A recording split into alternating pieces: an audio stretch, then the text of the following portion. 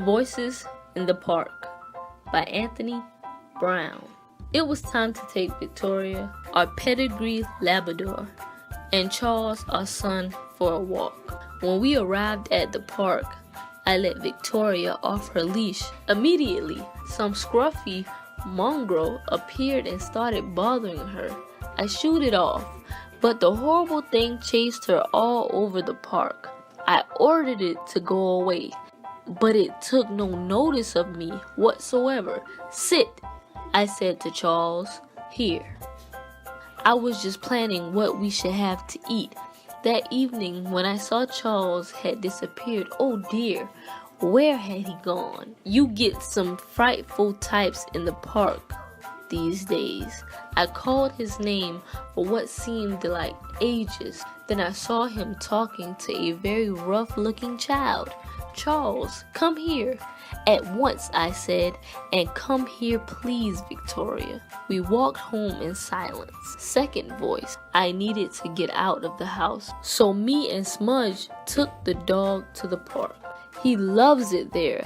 I wish I had half the energy he has. I settled on the bench and looked through the paper for a job.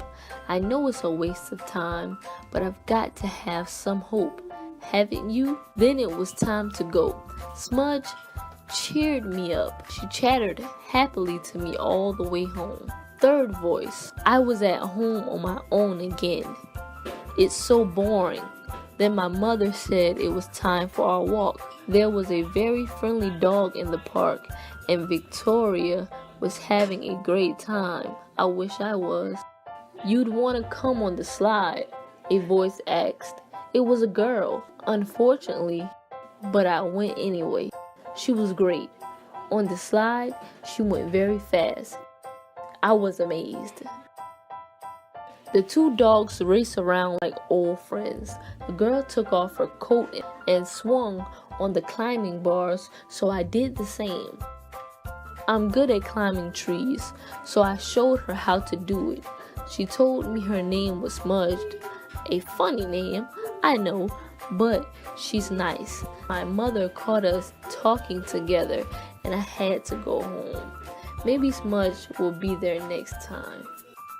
Dad had been really fed up, so I was happy when he said we could take Albert to the park. Albert's always in such a hurry to be let off his leash. He went straight up to this nice dog and sniffed his backside. He always does that. Of course the other dogs didn't mind, but I got to talking to this boy.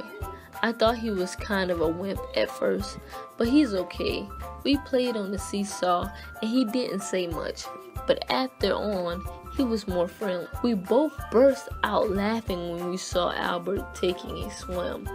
Then we all played on the band stage and I felt really, really happy. Charlie picked a flower and gave it to me. Then his mom called him and he had to go. He looked sad.